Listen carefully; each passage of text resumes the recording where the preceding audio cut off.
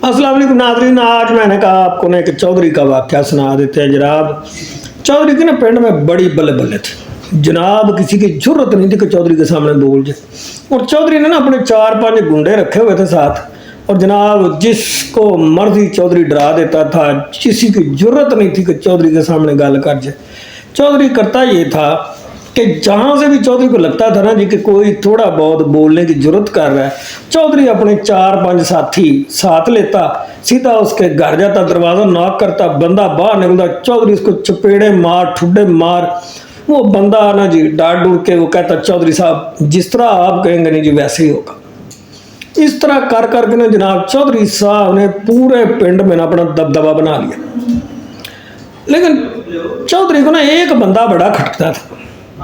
वो किसी ने बताया था जनाब कि चौधरी साहब एक बंदा है जी पिंड जी ਤੁਹਾਡੀ ਗੱਲ नहीं जो सुनता। लेकिन बंदा उन्हें जो चौधरी ने पूछा उन्होंने कहा बंदा माड़ा ही है। मतलब बंदे ने जी पिछले दिनों अपने भरा भी लड़ाई लड़ूई रही जनाब। वो दोवां भरावां च बड़ी लड़ाई रही, वाह अरसा ही मतलब हो गया उन्होंने लड़ाई झगड़े च, बड़ा नुकसान दोवां दा होया। दोवां दियां घर दियां दीवारां शिवारां ये वो मकान मकून मतलब एक दूजे ने इट्टां मार वट्टे मार। लो जी जनाब चौधरी ने कहा कि यह केड़ा बंदा है जोड़ा एडा माड़ा हो के चौधरी की गल नहीं मानता। वो किसी ने कहा जी असीं चौधरी साहब तुहाडा पैगाम पहुँचाया उन्होंने कि तैनूं जिहड़ा ना चौधरी साहब कहते हैं कि मेरी गल मान ला, लेकिन वो मनण नूं तैयार नहीं जे। लो जी चौधरी साहब नूं चढ़िया गुस्सा। चौधरी ने कहा कि मैं ना इनू मैं पुछ लेना। लेकिन ये तो पहले कोई चौधरी पूछता, चौधरी का ना निक्का मुंडा जनाब एक दिन वो गली चों लंघण डिया सी। उन्हें सोचा कि जोड़ा मेरे अब्बे की गल नहीं मनता मैं इनू तो पूछा।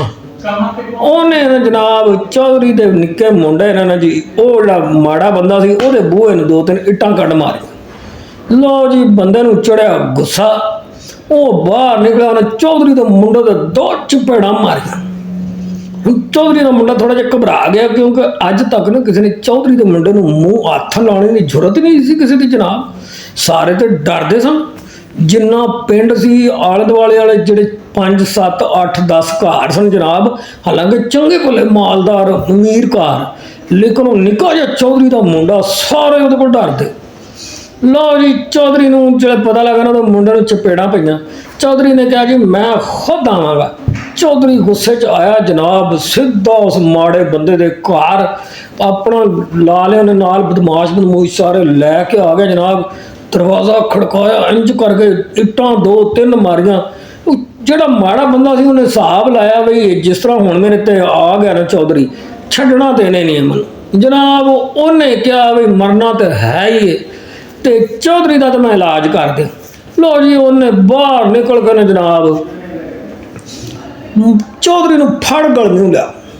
चौधरी दे कॉलर फाड़, कपड़े फाड़, चौधरी नूं 2-3 चपेड़ा मार दित्ती। हुण चौधरी दे नाल जिहड़े उहदे बदमाश बदमूश सन वो भी मौजूद। हुण चौधरी उन्हां दे मूँह वल्ल वेखे ते कईयां बदमाशां नाल ते मतलब हासा भी निकल गया कईयां दा। उन्होंने कहा चौधरी नूं पहली बारी जिंदगी च मार पै गई। लो जी चौधरी जलील हो गया अपने मतलब यारां सज्जणां। लेकिन चौधरी ने गुस्से च जी एक इट मारी वो मुंडे दे, इन्होंने पिछे प्यो सी उहदा। लो जी उहदे सिर च वजी, मुंडे का प्यो मर गया। लेकिन मुंडा जिहड़ा ना जी वो नहीं फिर कंट्रोल होया चौधरी को। उन्हें चौधरी दे यारां सज्जणां बदमाशां नूं भी 2-2 लाइयां, जिहड़े चौधरी के मुंडे की रखवाली करते फिरते सन 4-5 अमीर जिहड़े अपने घर सन, उन्होंने भी लाइयां 2-2 3-3 ते चौधरी के मुंडे नूं 2-4 होर मारियां। हुण चौधरी खलो के वेख रहा ते चौधरी के मुंडे नूं वो अपना माड़ा बंदा कुट्टी जा रहा।